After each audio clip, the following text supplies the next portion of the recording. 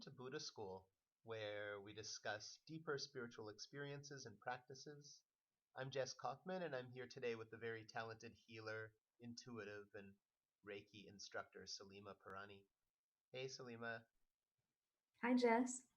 Salima, tell me about your first major psychic experience, like an experience where you knew that, oh yeah, this stuff is real. Well, the first experience that's coming to mind was when I was in Barcelona. It must have been around, I would say, 20 years ago or almost 20 years ago. It was 9/11 actually.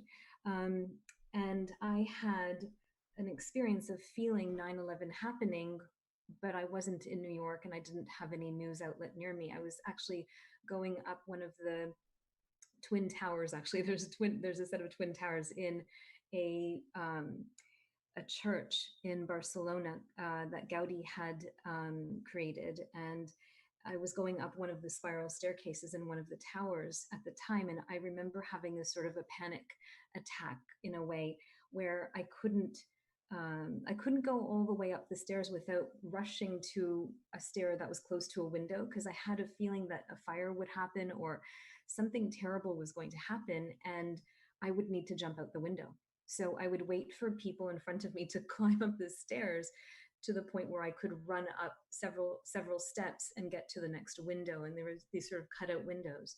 Um, and I would just stay there for as long as possible and hold up people behind me until there were enough stairs for me to go up to the next window. And I was so relieved when I got to the top. There's a little bridge going across, then you go down the other tower. So there's one tower with the stairs going up and another tower with the stairs going down. And when I got back to my hotel, it was pandemonium. People were crying. I remember people looking at television screens. I remember people lining up at the front desk, at reception, and people on the phone, and TVs were on everywhere. And I asked a woman, "What's going on?"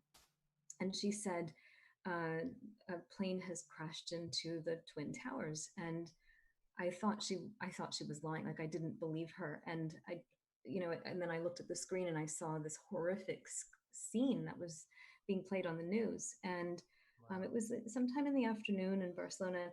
I realized that, even though I was completely rattled and I had this panic attack, I felt for some reason, I thought it was crazy going through this, but it was actually real. And it was sort of verified to me that there was something Yeah, happening that really somewhere else in the world. seems absolutely undeniable that you had some sort of impression that there was a connection in the energy field of what's going on in the world, and if it's big enough and it's strong enough that it resonates or it vibrates within you and even created symptoms. That was a very cool one. I can share one that was less traumatic and on a much easier day than that very difficult day, September 11th. I was actually in the middle of taking the psychic skills course that actually you now teach. And this was about 15 years ago. And it was in the middle of this course where I was supposed to be learning how to achieve psychic skills. And it was early in the course, so I really hadn't had any jaw-dropping experiences yet. Just like, yeah, that was kind of cool, but it could have been psychic, but I'm not quite sure. You know, those kind of still in the doubting phase, and nothing was a firework. And I was in a break in the course, and actually, we're not really supposed to do anything psychic in the breaks because we need the rest. But it just turned out that my teacher was also giving Reiki healings in the break, and the break was like 3 hours long already. So we decided to start playing. And so I used some of the tools. I was sitting there with a friend who was also in the course, and we were playing cards in the break. And so I thought, you know what? Let me try some of this psychic stuff that we were learning here. Pick one card, just put it in your hand. Don't let me see it. And I'm going to close my eyes, go into the psychic realms like we were taught, and I'm going to see if I can find out what this card is. And we kind of laughed about it. And so I closed my eyes, I went into the psychic kind of thing, and then I just sort of imagined that I walked over to him. I was picturing myself walking over to him and then peeking at the card. And I saw a jack of spades, and I was like, okay, cool. And then I walked back and I sat down. This was all in my mind, in a vision in my mind. And then I opened my eyes, and of course I was just sitting there doing this exercise, and I was like, Jack of spades. And then he turns it around, and sure enough, it was the Jack of spades. And it was like, oh my gosh, that's 1 in 52, right? And he just picked a card at random. So Mhm. then we were so excited because it's like, we're going to be rich, poker baby. We were so excited. And it turned out that I tried it again, and then I couldn't do it the second time. But then I did it again, and I got it right the third time. Wow. So that was kind of promising. But what happened was in the psychic skills course, we did sort of make a vow to use these skills for greater good and for causing no harm. And I felt like also as a Reiki practitioner, I felt like this stuff should be used for help and for healing and noble causes. So I knew that maybe I could fine tune that skill, and I never really went about doing it. I just felt like it was the wrong thing to do. So I held back. But that was a really fun one. Yeah, so there's a couple of things that are coming up as I'm listening to you. One is, my experience was very haphazard, and I didn't know that I could experience these things. I didn't know that there was this sort of ability, and it wasn't something I could do at will. Certainly wouldn't have chosen that moment to practice this kind of stuff if I was able to do it at will. Oh, for sure. Um, Yeah. yeah, and so I think what you're describing is something very deliberate and something that you recognized was an ability that you can harness and you can actually learn and hone a skill that you can hone. Um, Oh, yeah. That psychic course was revolutionary for me. It was absolutely revolutionary for me. And then, of course, I got the opportunity to teach it, and now you're teaching it. So that's awesome. Actually, people can look in the description below to sign in on Salima's next psychic skill building course.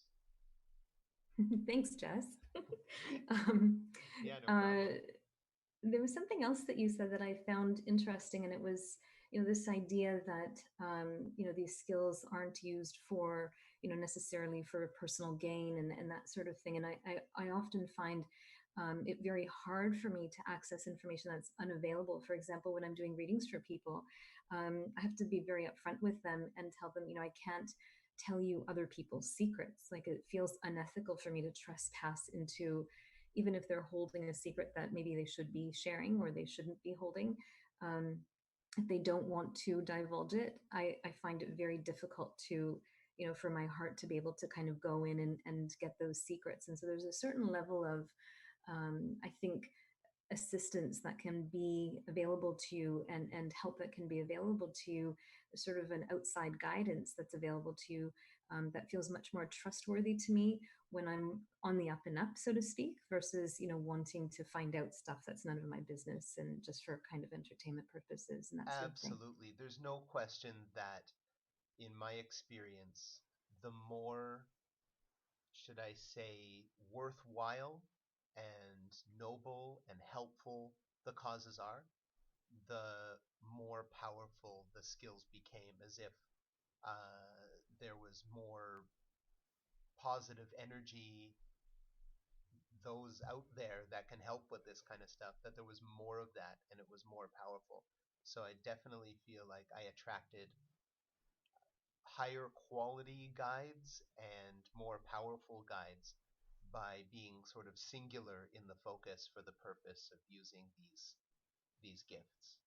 And actually not really gifts, because we can train in them. I totally trained in it. I didn't feel like I was psychic in the least before actually training and learning how to do these things. Yeah, and it's funny that you mentioned the example of, pulling the card and knowing what the card was, because I think you are really gifted in, and you know this, you're gifted in numbers. Like you are a mathematician, it's something that comes naturally to you, for example. Whereas my haphazard, be it albeit experience, was something that felt very emotional. And so I tend to kind of pick up more of the softer things, the emotional stuff, and not really great at maybe numbers and that kind of stuff, symbols, but Right. um, definitely not math. But So there's definitely something to that everyone has their sort of skills or their area of that's expertise. true. And now, even now, just because I've worked so much in the psychic realms after all these years, that I will get impressions similar to what you did, but not, it won't hit me physically or emotionally. But like I'll be laying in my bed. I've had this a few times where I'm laying in my bed and then all of a sudden I start seeing a bunch of Iraqi flags. Just Iraq, Iraq, Iraq. And it's like, oh my goodness, what's going on? And so then the next morning I checked the news immediately, and then there were like 7 or 8 bombs that all went off in different areas of Iraq simultaneously. Uh, and so it was some sort of an impression of something is traumatic is going on in the world. Although I wasn't feeling the constriction, I was just sort of getting the information for some reason. Wow, it's great. Whew, Whew. powerful stuff. I know it's kind of, yeah. I mean, it's definitely important that everybody knows, like who's listening, that psychic skills aren't just, some people have the gift because they've worked on these abilities or connections with guides in the past. Some people don't have the gift, but everybody can learn it if you enter the right courses and meet the right teachers and make sure that you're protected well enough, because you don't want to go in any sort of negative direction.